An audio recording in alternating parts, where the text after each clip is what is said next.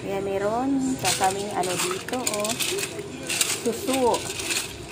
At yung iba, kumapit na sa takip ng kasirola. Ayan siya, guys. Ayan. Nababad ko yan dyan para mahugasan na rin ng mga, may mga putik-putik kasi ito.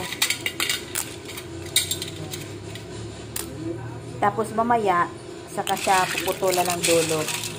Itong dulong ito, tatanggalin yan.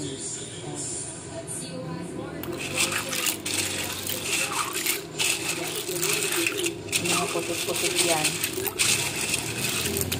Dami yan, eh.